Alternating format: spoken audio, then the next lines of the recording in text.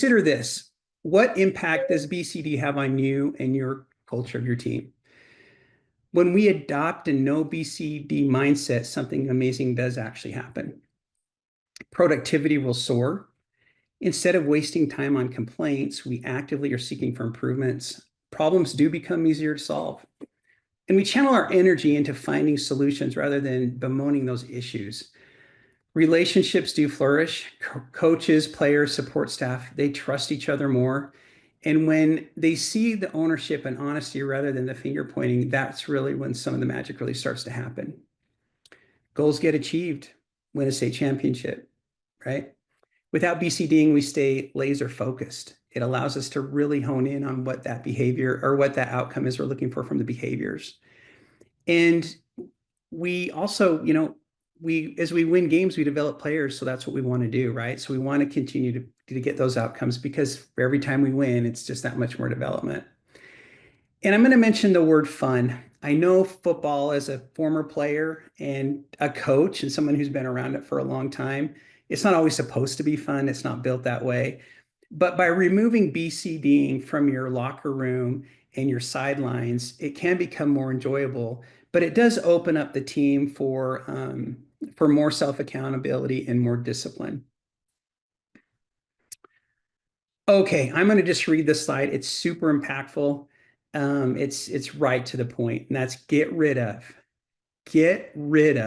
any lingering attachment to the entitlement mindset that you might have. Shouldn't you have to deal with frustrating or inconvenient things? It's hard. Just so you know, and let me just mention a few things. As I talk about all of these things, don't beat yourself up. I'm going to tell you in a few minutes about I got busted from my high schooler this morning about BCDing, and she did too. We'll talk about that. The idea is that we're striving, and you're going to hear me say alleviate, don't do it, but really we need to be striving. So don't beat yourself up. Okay, I'm going to share a personal story because BCDing is easy. It goes back to it's the default, right? It's easy. It actually it can be inviting, believe it or not, to blame, complain, and get defensive. So I'm going to share a story. This goes back several years ago when I was a sports administrator over a sport, and I was working with the coaching staff, and one of the assistants started to really complain about the athletic department, saying that we never had enough funding, and that was true. That was actually true. We were always we all in sports are always looking for more funding.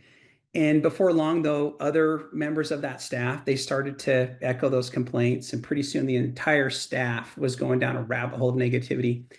And guess what? I jumped in on it too.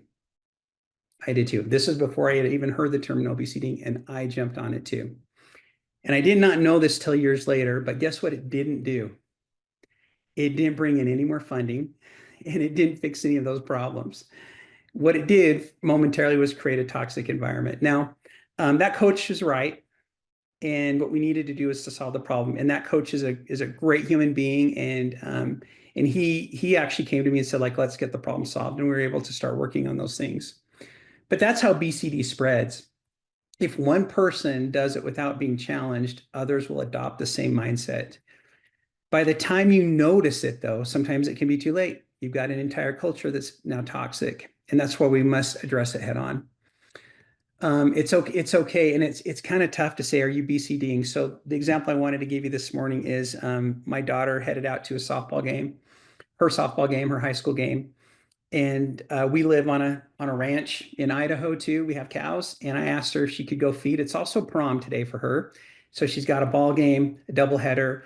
I asked her to feed cows this morning because I had a few things I needed to do, and then she has to get ready later on to go to prom, and I heard her BCDing. And she's generally the best one in the house, and it's my youngest. She's the only one that's still at the house. And I said, hey, are you BCDing? And she said, Dad, I am, and I can't believe I am. I can't believe I'm doing that to myself today. What an awesome day today is. Not 10 minutes later, I'm looking for something, and I'm BCDing. And she goes, Dad, really? Like, are you BCDing? And it was a cool moment. It was okay. It's just us checking on each other. So holding each other accountable is fine. There's nothing wrong with that. It's as long as we do it with respect, and we're going to talk about that. a little bit more as we go here. Okay. So solution, we're going to talk about taking ownership here for the next few minutes. And don't make a difficult situation worse by responding poorly. How we respond is how we control that outcome. You might not have controlled the event. And if you've been around Focus 3, a whole other workshop would be E plus R equals O, which is event plus response equals outcome. We can't always control the event. Can't control that someone's not academically eligible. Can't control bad weather. Can't control a bad call. Those are some things we can't control, but how we respond to it will determine that outcome. BCDing is not a response that will control the outcome. So challenges are inevitable. Injuries, like I mentioned, academic inability, academic eligibility issues, tough opponents, just the unexpecteds that you all deal with as coaches all the time, not just in playing the game, but outside of the game, off the playing field. But what truly matters, as I mentioned, is how we respond. Do we blame the circumstance? That's not going to fix it. That goes back to my story about the funding. Yeah, we don't want to blame the circumstance. Do we take ownership? Yeah, we need to take some ownership. And it might not even be something we started. And we're going to have to go. We're going to own it. We're going to get on it. But you're going to own the response. Do we panic or do we calmly evaluate and find a solution? So taking ownership can be tough, especially if you didn't create the event.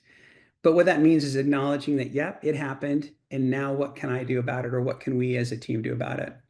But when we respond poorly by blaming or complaining, we just make it harder to recover from that.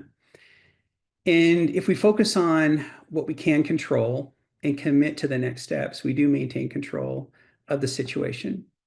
So as coaches, you must role model ownership so that your players and your other staff members adopt the same mindset. Remember, a problem does not become a crisis unless we let it. A problem does not become a crisis unless we let it. Okay. We all can have triggers that can trigger our BCD, and they can be different. Some might not, what triggers me might not trigger you. So we're going to talk a little bit about that. BCD does take time, as the slide says here, and energy away from what we really need to do when we talk about problem solving.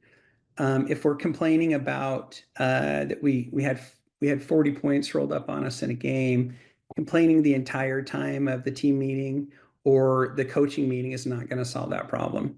Might need to make some adjustments, might need to make some personnel adjustments, things like that. That's where you got to get into it. So, but identify those triggers for yourself. Start to go, what is really triggering it for me to get down a rabbit hole of blaming, complaining, and defending? And then I encourage you to be self-aware. Urge your other coaches and your players to call out BCD behaviors, like I've mentioned before when I just told a little bit about this morning with my daughter. And each of us, like I said, has our own triggers.